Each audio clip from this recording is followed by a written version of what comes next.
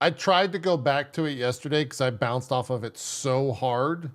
And at the time I was like, am I the one that's wrong? No, it's surely those meddling kids. And now it's like, am I the one that's wrong? Because I haven't seen a single person be like, that game is share the same stuff. So I was like, F it, I'll go back. I'll try it out. I'll see how it goes. I don't really have anything to play. And so I tried to jump in yesterday and it was like, hey, the server's actually full. You cannot join this server that all of your friends are on. And I was like, you tried to join 7, didn't you? I tried to join 7. I was like, cool, I guess I'm not playing this game. And I just uninstalled it because I didn't want to play on a different server and enjoy it and then have to potentially restart somewhere down the line.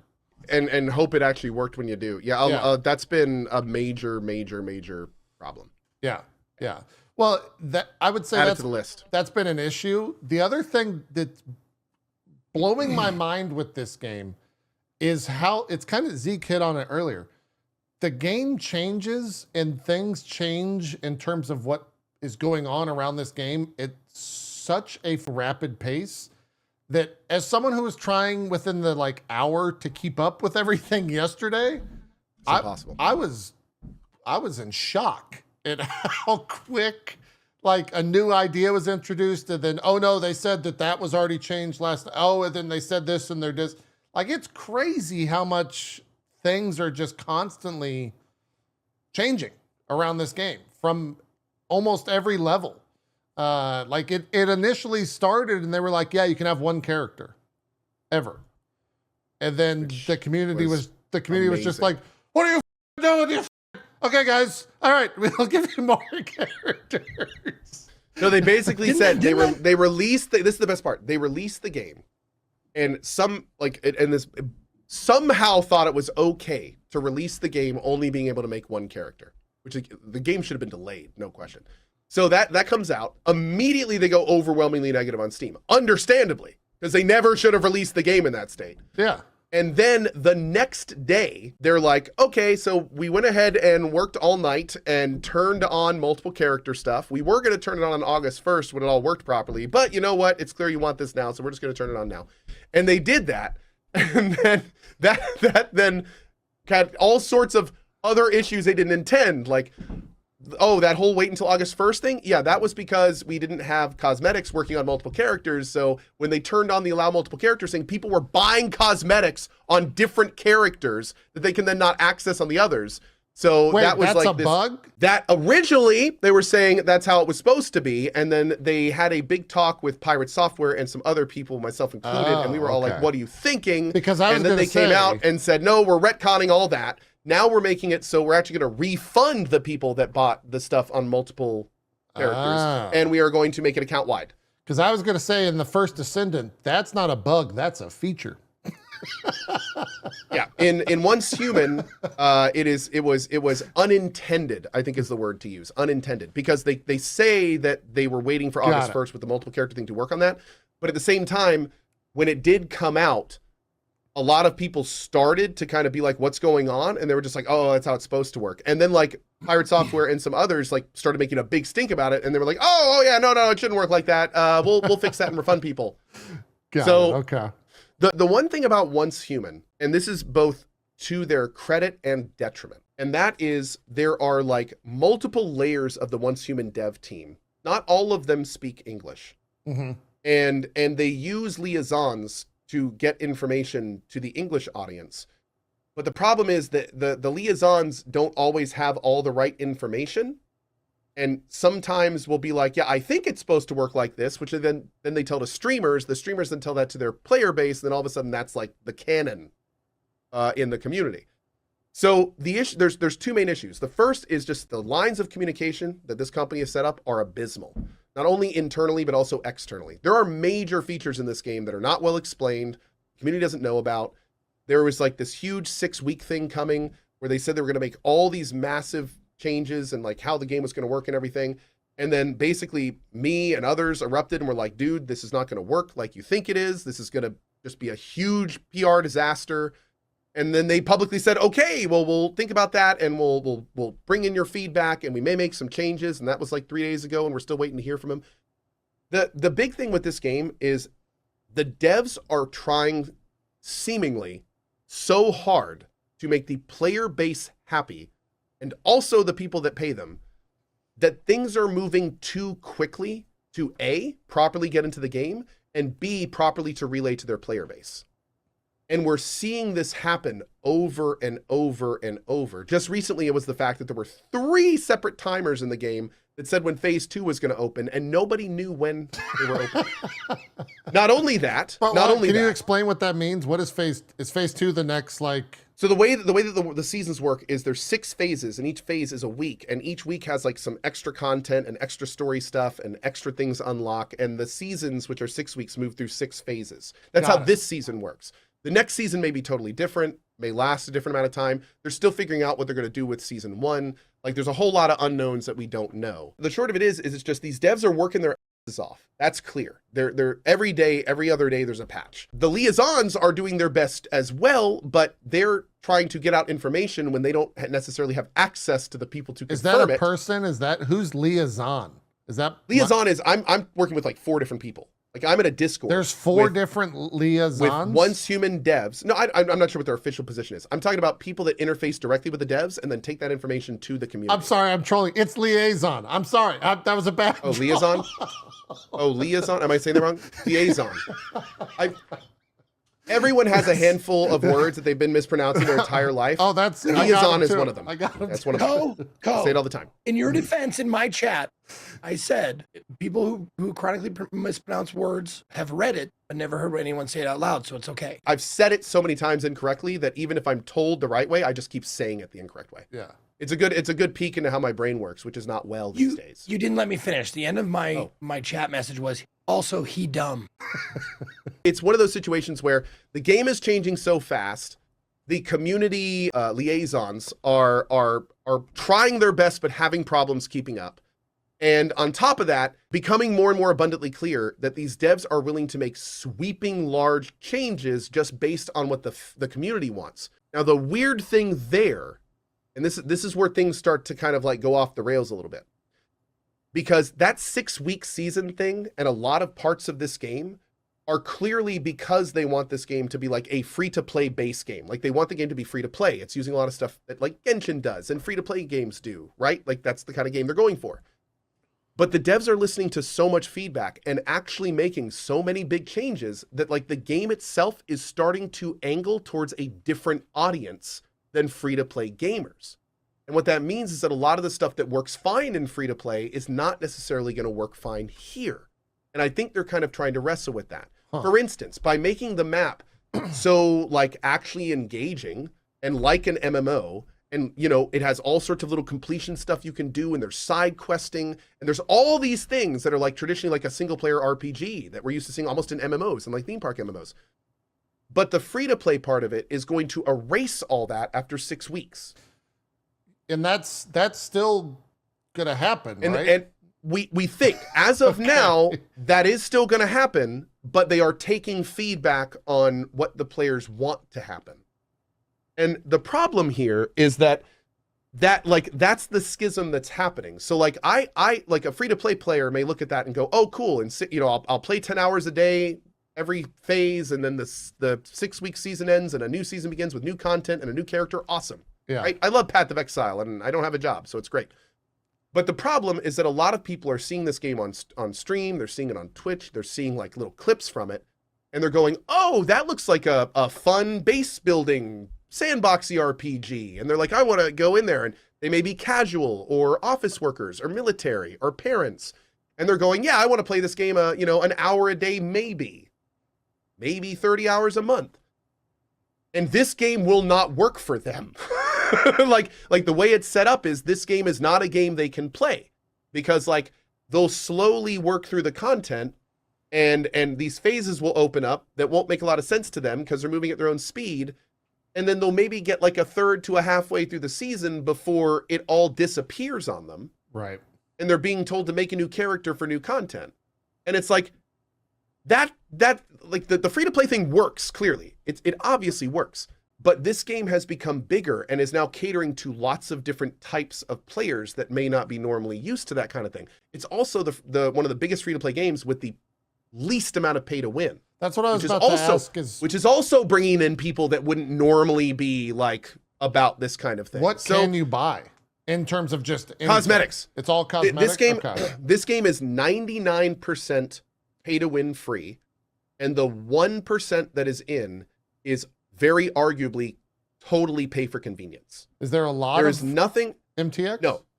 Yes, there's a lot of base building MTX. There's a lot of full armor MTX. The MTX, there's gun skins that have animations on them. Okay. I mean, there's entire armor sets that have like red lightning that crackle around them. I mean, in free to play fashion, they have spent a lot of time and energy on the MTXs, as they need to. As they need It's to, the yeah. only way they're going to make money.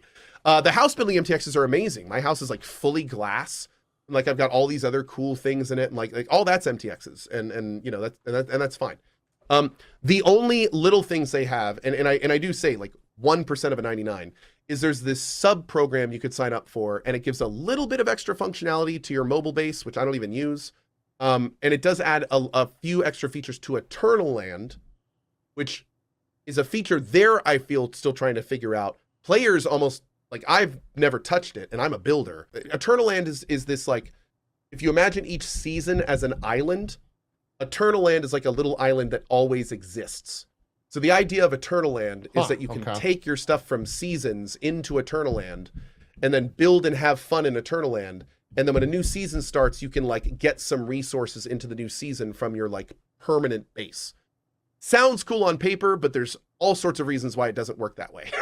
Like there's all sorts of reasons they still need to work on it and figure it out. And again, to their credit, they may not know how to figure out how it works because they don't really know how their seasons are going to work yet, which they're still working on. So, you know, that all kind of makes sense. You know, it's a cool concept, but we'll have to see if it's really going to work as new seasons and stuff come out. But anyway, now that I've been talking for a long time, TLDR, this is a fun, good game. It's free, it's worth a try, and it has almost, if not completely, no pay to win mechanics outside of some pay for convenience. The only kind of cloud hanging over this project is the fact that it is developing so fast that communication and getting information to their community is very much an issue. And this is definitely the kind of thing where I got asked this today. They said, can casuals play this game? I would argue there are far better games for casuals to play if they plan on keeping their current plans for seasons. Right. That is what, if they plan on keeping their current plans for seasons, I really couldn't recommend this game for casuals. Just from what I've been told the blueprint is for their planned stuff. The planned blueprint's great if you want to play it like 8 hours a day. But if you're a casual player, it's just not going to work. Like if you want to do everything in the game, you will not be able to do that as a casual player. So you talked a whole bunch and I barely listened. So I just want to, I mean, I might go over something you already went over, but like the seasons, are they like doing like PoE seasons, like they're adding new mechanics and like this is where it gets weird because we can only go off what they've told us, and they've told us a lot of things, and some of them aren't always not at odds with each other. So seasons are supposed to be new things to do. It is not PoE style. It is not going to be like after 6 weeks you just have to do all the same stuff you did again. No, that is not what they have told us seasons are. Seasons are going to be both PvE and PvP. You sign up for them when they open. You start new characters, but your account has stuff that goes between the seasons, like your blueprints, your unlocked cosmetics, your recipes. Like there is absolutely stuff that will always go forward, as it were. You will always progress in some parts of the game.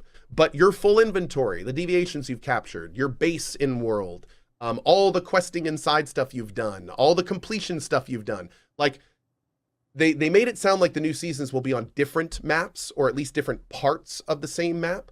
And every time a season starts, it's basically like logging into that game for the first time outside of the recipes and stuff that came from your previous seasons at Eternal Land. Now, we don't know what that looks like. We don't know how different they are. Sure. And another major concern is that this game is technically 1.0, and the current season has all sorts of issues. So the current season has tons of side dialogue that isn't voiced, animations that don't line up, subtitles that aren't what the person is saying, animations that don't line up to the people are saying, actual main quest dialogue that isn't voiced or animated. So it is a little weird that they're selling us like a 1.0 that isn't done, and then they're saying in 6 weeks we'll have a brand new thing for you. It's like, yeah, but Well, you're not done with this one. You're saying selling in the figurative. In the term, figurative, right? Okay. yeah, I say selling as in you're going to enjoy this, you're going to play it, not yeah. selling as in paying. I'm sorry, that was the wrong word to use. I was making sure. They're hyping up the new season. They're hyping up the seasonal thing, but in the same vein, there's a lot of stuff that is not done. Which then brings up the next obvious question. How are they planning on conveyor belting out content like this if the content we already have isn't finished? Yeah. Are we just going to be getting like a bunch of not finished content? Is that the plan? Like, because that's not super great. Right. If you have a lot of time, now's a fine time to start playing. If you have a lot of time, start playing right now, you're good. If you think you can do 50 to 60 hours in a month and you want to, now's a fine time to play. If you are wanting to play this game long-term and you are a more casual player, I would absolutely wait for their official announcement on how they're going to do their seasons, because that will give you the information you need to make your own decision. That's what I'd say. Because at this point, nobody knows. We don't know if this game is going to be okay for casuals at this point. So yeah, we'll see. And I do need to preface casuals that want to do everything. The game is fine if you just want to jump in and have fun. But the point that I'm making is you won't be able to do like all of the story content, all of the map clearing. Like the map will disappear before you do that if you don't play like, an hour to a couple hours a day. Yeah. Because you only have 42 days. I watch stat mods we've had on the show a lot. He basically hit a thing where it's like, yeah, I don't have anything to do in game. Like I've done everything that I've done because I'm waiting on phase two. Phases. Yeah, that's the phase. So is that just Mods is a degenerative gamer? So did he just like that is play... 100% because of what he did. Okay. Yes. Yeah. He probably played 40 to 60 hours in the first phase. Yeah. And that means he played 40 to 60 hours in a week. Right. Now it's important to mention that the first phase is not even all the beta content. Like they actually truncated the beta content. You can only do through tier 3 in phase 1. So they actually removed content for the phase system. So today, for DAT mods, for instance, that opened up phase 4 and 5. Excuse me, tier 4 and 5. So tier 4 and 5 is now open, which means he has like an entire tier to work through, all the memetics and stuff with that. And then he's got all of tier 5 to farm, and then all the farming that comes with that. And also in this phase, this opened up some of the farmable endgame stuff, which wasn't really in the last phase. I remember him talking like about mid-tier. Yeah. So now that this phase is open, they'll have actual like things to farm for the rest of the season. The other question I have then, that is based on server. The time is based on server. So there are NA and EU servers that opened up the day after the game came out. And on their game, if they open up and look at their phase 2 timer, it doesn't open until tomorrow, even though ours opened this morning. Got it. So your time, the time of the phasing is dependent on servers. There are good things and bad things about that. But I have to say that given this company's not great communication, I would say this airs much more on the not great side. There has been so much confusion in my chat from people going, why is he playing phase 2 and I have a timer? And it's because nobody told them that their server started later. They didn't know. They didn't know that. And now they're going, wait, you're saying that if I want to play that, I have to roll on a different server on a new character? And they're angry about it. And it's like, yeah, you were never told that. Like, well, I mean, I get it. Someone in my chat just said phase 2 opens for them in 3 days. So now it's like they just have to sit and they're one of my viewers. So they just have to watch me play phase 2 for 3 days until they get to play it themselves. I mean, I could see it from the sense like people saying it opens for them tomorrow. Today's Sunday. They work Monday through Friday. Now the benefit there is that if they do keep this super tight 42-day window to experience content, it would be nice to pick a server if you're a new player that just started that, right? So I mean, there's a benefit to that. Like if I just started playing Once Human and they're really only going to give me 42 days, then I want to start on day 1, or at least as close to it as possible. That makes sense. Then of course the next obvious jump there is, oh, maybe this seasonal thing kind of sucks then. I do have a